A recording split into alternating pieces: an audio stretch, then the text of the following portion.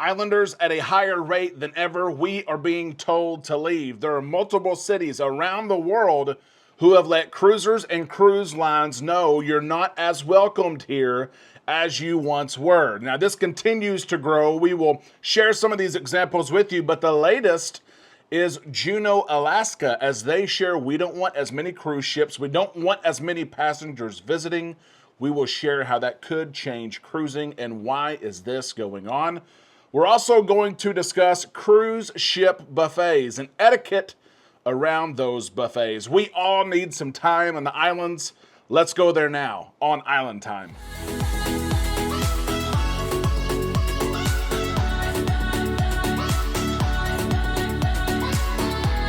A big happy Thursday to all you Islanders. We hope that you're having a great day. We certainly are. This is Island Time. I am Derek. Let's all collectively drop our anchors, whatever's on our minds, our hearts. Let's drop it right now and spend some time in the islands, unplugged from everything. It's the mental break sometimes that we all need. I know that I certainly do. We're going to talk about some different things on the show today. It's cruise news. Before we get into the cruise news, I have to share this. 80 years since our men and women bravely stormed those beaches at Normandy. It has been fun to follow the celebrations and everything, all the festivities that are going on today. We thank our men and women, many of whom now are in wheelchairs, but there are so many of them today in Normandy. One thing I love about this era that we're in is we have these cameras where we can ask grandma and grandpa, we can ask these veterans, what was it like? What was the responsibility? How did you feel? We can capture these stories so that when these men and women are gone, their stories can live forever. This flag right here is super special, and it's been through many events. This is one of them. 80 years since D-Day and storming those beaches. We thank our veterans, all those who helped in that event and who selflessly give their life every single day, putting it at risk for you and I. We thank you so much. If you'd like to stay up to date with everything cruising, make sure you're subscribed to the channel. Ring the bell to receive those notifications when we upload content. We're going to start the show by talking about giving you a quick summary of around the world. And the issue that we're seeing around cruising is that these different cities, small and large alike, are sharing with cruise lines and the CLIA and cruise passengers. We don't want as many cruise ships. We don't want as many passengers visiting our city. You probably remember just several months ago, Barcelona was one of the first ones to do this. They said we don't want as many ships and passengers, and they are the largest cruise port in Europe, the fourth largest cruise port in the world. They're not the only ones. You probably remember Key West. The local residents who live in Key West said, we will welcome cruise ships, but we don't want the mega ships. We don't want the large ships. Charleston, South Carolina, also the locals voted there, said we don't want cruise ships here. And that's what we're seeing is a lot of times these are local initiatives that residents are voting on, and you have to respect the voice of the residents, do you not? Venice, Italy, we just saw in April for the first time start to charge a fee for those who were visiting Venice for one day during peak season, which would qualify as cruisers, to pay a fee, a one-day fee, because they're only there for one day. Also, we've seen what's happened in other places around the world. This is a growing problem, and cruise lines are trying to both speak with local residents there and city officials to make sure that all of us who are cruising have a place to go. Some of these places are some of our favorite places to enjoy. We have sailed from Barcelona. We have been to Key West. And those are not the only ones. Juneau, Alaska. It is Alaskan season right now. But Juneau, Alaska and the CLIA, Cruise Line International Association, have struck a deal which may change some things, will change some things going forward. The city of Juneau and the CLIA they've inked this agreement. They have signed it. It is fully executed. Not effective until 2026, so we have some time here. But here's what it says. It says that the number of cruise passengers from Sunday to Friday can only be 16,000. And it can only be 12,000 on Saturdays. The city is citing the wear and tear that takes place by cruisers who are there, of course, visitors who are there for one day, trying to see the sights, trying to do everything. They also cited noise pollution of buses and helicopters, taking those helicopter tours. The locals there don't want more than 12,000 people on Saturdays, 16,000 people. That's a lot of people visiting. That's 3 times as many people as a little town that I live in. I can understand why the locals want this. Now, this is a good agreement. This sounds bad. It sounds like they're limiting the number of passengers. I want to point out this is not a cut. These numbers that are in this agreement really are about the numbers that we're currently seeing in Juneau. So maybe there's no growth as we've seen the last couple of years. So maybe there's no growth in the next couple of years in the number of people that can visit Juneau in one day, but there's also really no cut. And I want to make that clear because I've seen several articles, I've seen some other videos where people are saying that they're cutting the number of visitors that can visit Juneau. It's not really that. It's really based on what we're seeing currently, which remember, we're seeing numbers at an all-time high in the cruise industry right now. Last year, Juneau saw in their season 1.6 million people visit. That's a ton of people. And remember, Alaska is not year-round cruising. It is seasonal cruising, April through October. That's a lot of people. This agreement, again, it keeps the cap where it is now. Let me share what Juneau officials have shared. I'm also going to share what CLIA officials, because everyone agrees this is actually a good deal. This is a good agreement.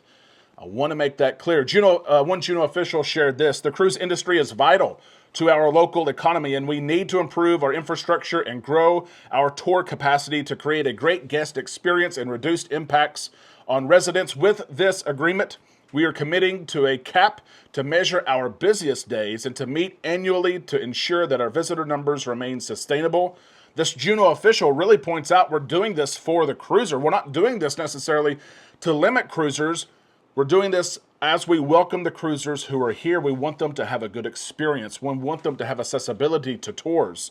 It is a good thing. The CLIA also shared this: this agreement is a well-balanced and thoughtful approach to keeping Juneau a great place to visit and live. Ongoing direct dialogue with local communities is the best way to jointly self-regulate to preserve great resident and visitor expectations and experiences while providing a predictable market for the many local businesses that rely on the cruise industry. Again, this agreement is a little bit different than what we've seen other places, right? Charleston, South Carolina said no more cruising. Barcelona and others have said we want to limit the number of passengers and cruise ships. Whereas Juneau says, yes, we're putting a cap on it, but it's at the current rates, what we're seeing. We want those people who visit to have a great time. I'll make it clear, when people who live locally make their voice be heard, we will always support that. This is a good agreement. I wish that some of the cities around the world would do something like this, where yes, they're putting that cap on, but they're doing it for the guest experience and they're not cutting current levels. Islanders, do you think that this agreement is a good agreement? Have you been at ports of call before and looked around and said, holy moly, there's way too many people here. There's way too many cruise ships here. I couldn't find an excursion. Everything I wanted to do was sold out. I wish there weren't so many people here. Let us know in the comments section below if these agreements should be in place in more places around the world. We cannot wait to hear from you. Let's move on now. It's probably time to eat where you are. It certainly is where I'm at. We're talking cruise ship buffets, and these have been famous and popular for decades. Even those who don't cruise know the phenomena around cruise ship buffets. Now, I will be the first to admit, and I've cruised just about every cruise line that there is, cruise ship buffets to me are not all that they are hyped up to be. Maybe years ago and decades ago, they were different. I certainly eat at buffets, cruise ship buffets, but they're not this delicacy or this never-ending line of food like some people who are not cruisers think that they are. I remember my first time cruising and getting a plate to eat and sitting down with Amanda, and we finish our food, and I'm not sure where to put my plate. Where do you take your plate? Where do you take your trash? I was confused, honestly, when this took place. Little did I know that crew members, no matter the cruise line you're on, they walk around, they clean up after you, they take your plates, they take your trash, sometimes before you can even get up. Has that happened to you before? You're eating, you're done, maybe you slide your plate to the center of the table, maybe you slide it beside you, and before you know it, a crew member comes up and says, hello, sir, Are you done with this? And they take it from you before you can even get up. That happens oftentimes. But most of the time, cruisers, when they're done eating, they just get up, they leave their plates there, and it's magically cleaned up. That is the norm. But some people had questions, and someone, as a matter of fact, even reached out to John Hild and said, what do we do? What do we do when we're done eating? Is there a certain etiquette that we're supposed to do? And John Hild responded and said this: well, I think it's safe to say that most people just leave their plates, leave their dishes on the tables or on the Lido deck or open decks, probably on the sun loungers or under them. Either way, I don't think we have a specific request. Whenever you're done, you are done. Now, there are some things that I try to do when I'm done eating, especially if Amanda's there and the boys are there. I try to put maybe all of our scraps on one plate. Hopefully there's not many, right? You put them on one plate. I do try to stack the dishes, stack the plates, or stack the cups. Put all of our silverware on the top plate. I even cover it with a napkin. I've learned that from crew members. That's kind of their norm, right? They cover things with a napkin, they put it on their tray, and they carry it so that we're not all looking at all this extra food that's mixed together. But I do try to clean up my little area. Mama, I guess, tried to raise me right.